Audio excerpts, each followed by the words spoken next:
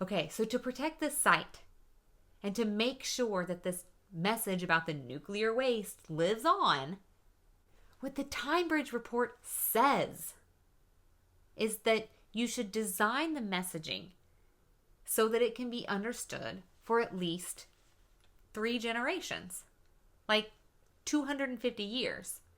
The reason why you want to chop this 10,000 years up into smaller segments is because then you don't have to send your message 10,000 years into the future. You only have to make it understood for like just a few generations at a time.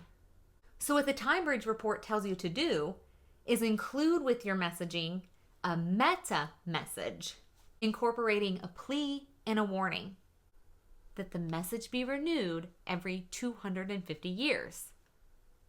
That the future messages should in turn incorporate a similar meta message for the generation 500 years from now to act comparably, and so on. What it means is you must update this information every 250 years. But not only that, you have to make sure that the next generation knows to update this information in 250 years. So always include this meta message telling you to tell the next people. It's meta. It's referring to itself. Always include this.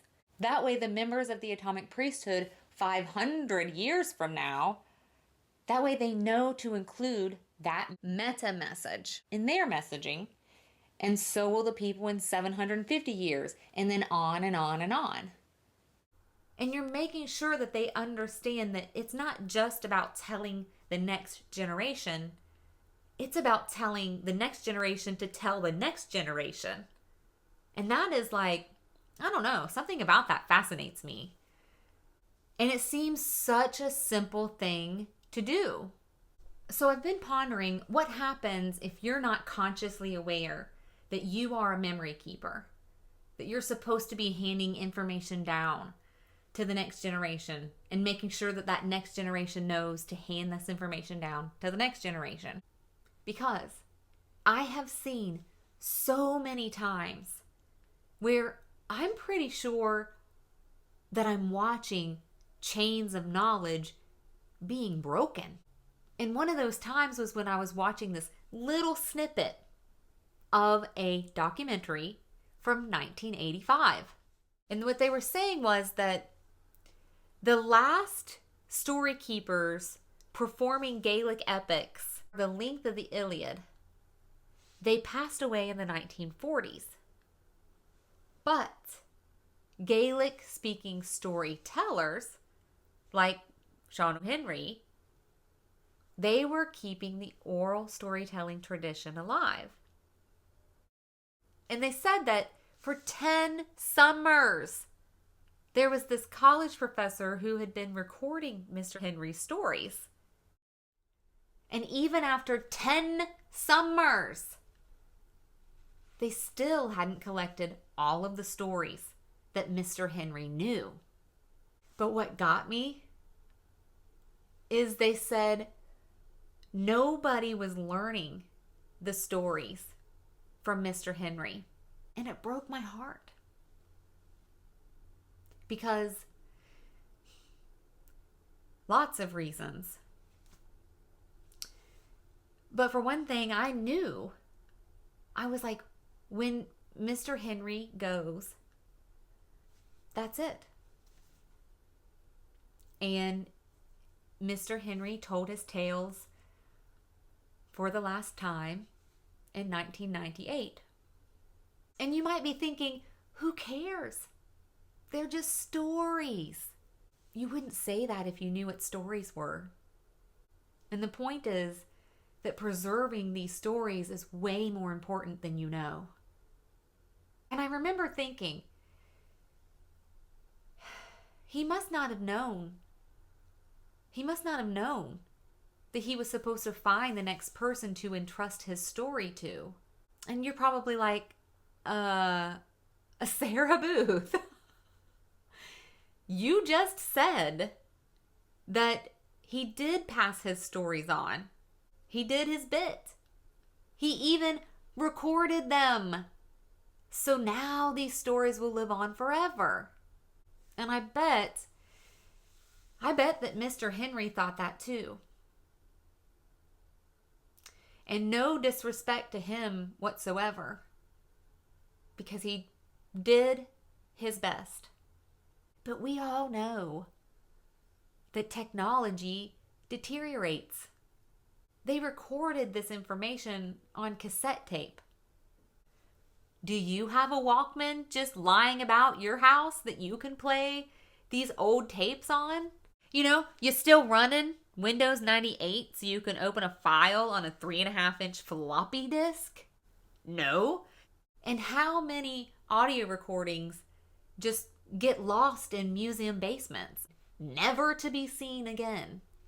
And you might think, well, they can just write it down. That's the thing.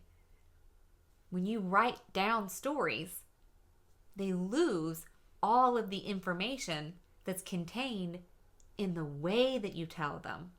Plus, here's the thing. Lots of people speak Gaelic now. But will they speak it in 250 years? 2,500 years? Let's say this recording makes it 10,000 years and somehow they've got their Walkman lying around somewhere. Will people be able to understand it?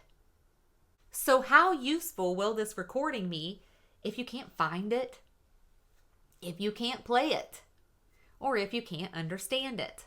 What if nobody remembers it? I mean, does this college professor know that now he's the storyteller? That now he has to pass this information on? And is he doing it? I don't know. I wish I did. But do you see my point? The point is that this is how chains of knowledge get broken. When you don't make sure that the next person knows to tell the next person to pass that information on, because they think it's enough to record it.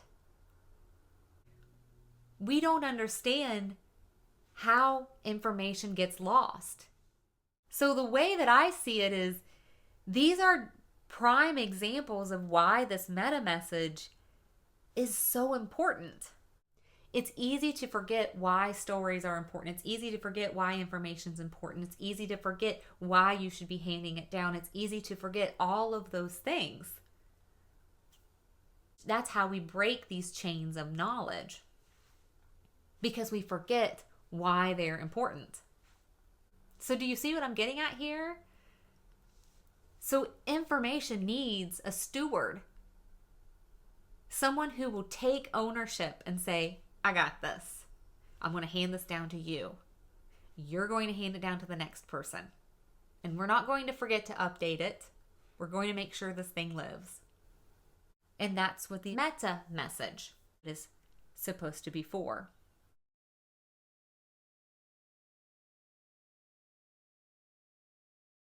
We know that there's a million ways to lose information. And in this world where technology changes so fast, writing things down, recording them, that's like one of the fastest ways to lose information. But in our modern minds, we think it's one of the best ways.